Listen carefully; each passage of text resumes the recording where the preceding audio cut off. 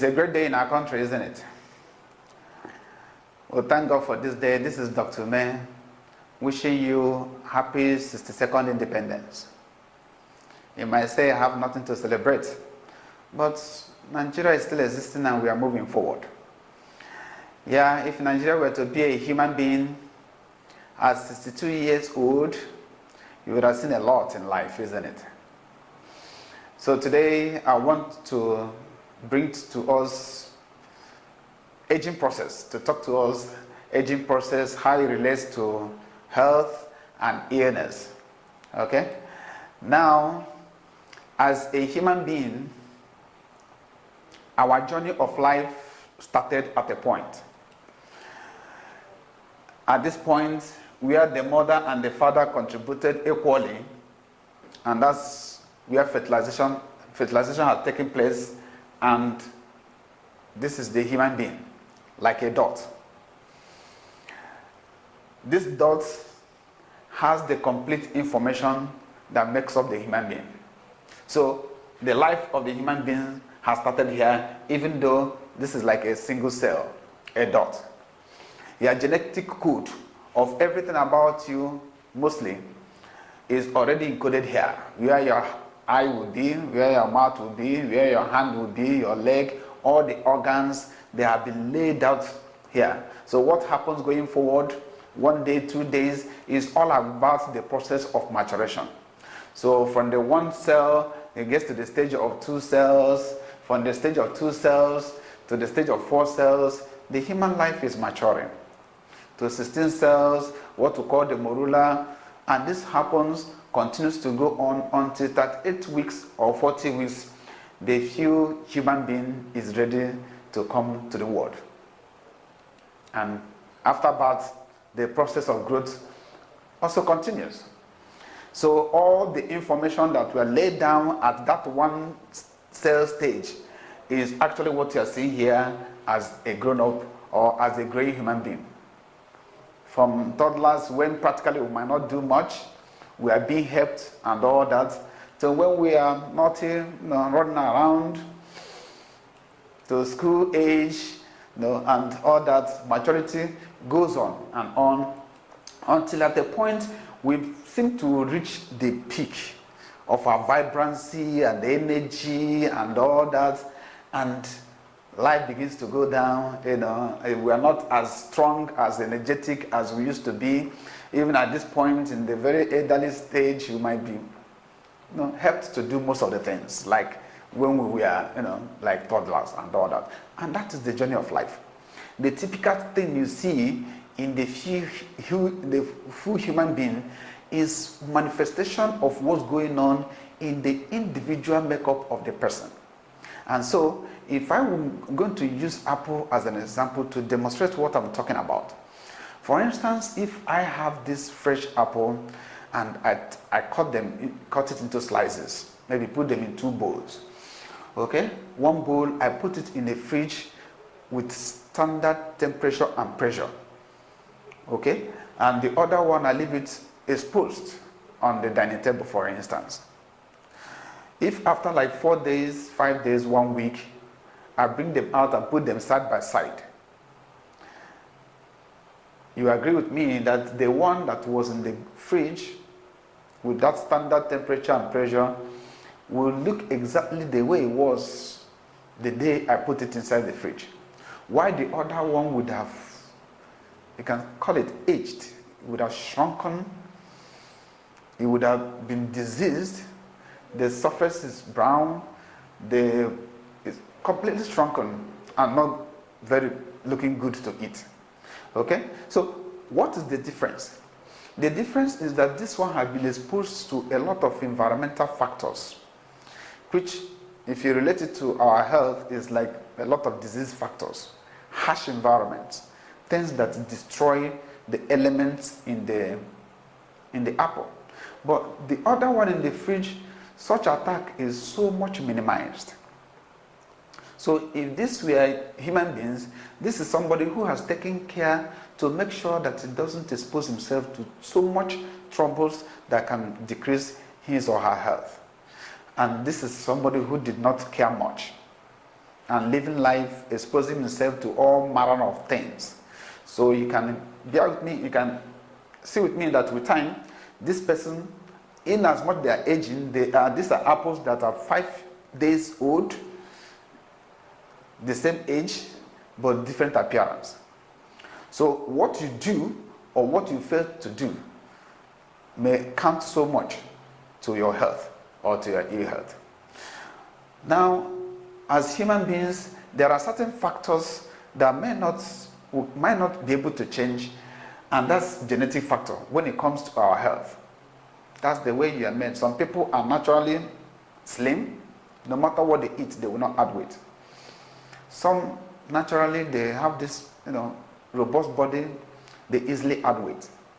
Okay, so this is also the physiological factors. The body function, the way our body functions, and how the body functions can also be tuned up, can also be controlled in a way by what to do or what to do not do. But the one that lies on our table is actually the environmental factor and behavioral factor, as well as sometimes emotional factors. Okay, so these are the areas we might have to alter a whole lot of things to ensure good health and to avoid certain chronic diseases. All right, so the physiological factors are, as I said, the functions of the body. There are many. The body is an engine of function. So when you are awake or you're sleeping, your body is functioning. Your heart is beating, blood is flowing, your body is functioning, chemicals are being formed, and digestion is going on and all that. If they are going on in their own physiological parameter, their own physiological way, the way they are supposed to go on, the person is going to live a healthy life. So what your body does and how your body functions naturally will have a lot to do to how you manage your health. What you eat, how you spend your time, the kind of food you eat, your eating habit, social aspects, smoking, how you walk, stress and all that. All these things will have impact to your emotional state. They will all have impact to how your body functions. And whether it functions optimally will determine whether you are going to be a subject of chronic illnesses like diabetes, hypertension, arthritis, and all that. So diseases most times do not come up on their own, but what to do or do not do contribute a lot. Not all the time, but contributes a lot. So what do we do to live healthy? Please, at a certain age in your life, when you are maturing, and that's when you are getting to 40 years, please avoid refined sugar. The ability of your body to handle certain food is diminished as we age. So avoid refined sugar because they increase the oxidative process in our body. Avoid processed food as much as you can. They are already processed. The salt and sugar content in them is very high. That it doesn't go through most process of digestion. The sugar is highly absorbed in a quantum that stimulates a whole lot of overshoots the production of certain chemicals in our body, which is not good. Drink more water. Males should take at least 15 cups of water. Females should take at least 12 cups of water. Water is very good.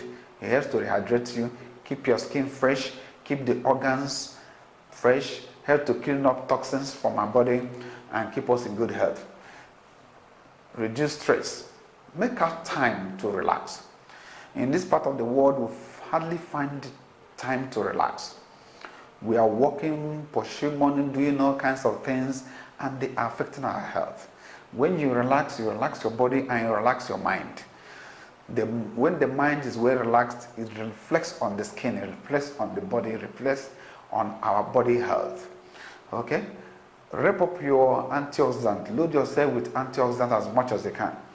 For that apple that was in the fridge, you could say that apple had a lot of antioxidants, if you can call it. I mean, using this as instance.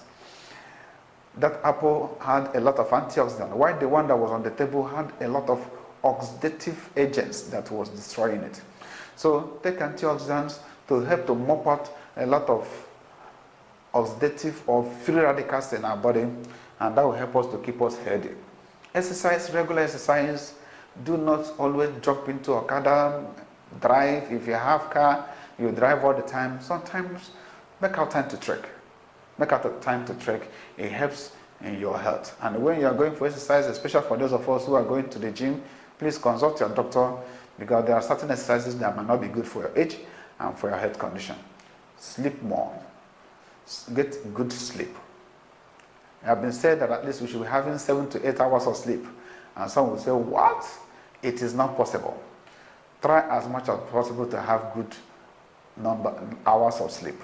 Sleeping for 5 hours, 4 hours is very detrimental to our health. And lastly, please make our time, make yourself happy. Smile often. When you are in this state of mind, when you are happy, it releases very wonderful chemicals in our body that helps to suit our soul and our body. If you want to remain vibrant and healthy, make our time to play and smile. Life is not that or that. We shouldn't go all the time from first, as if to say we are carrying the whole world on our head. That is not good for your heart. That's not good for your body. I thank you for making our time to watch this edition. And as we celebrate, may we have good health of mind and body. Thank you very much.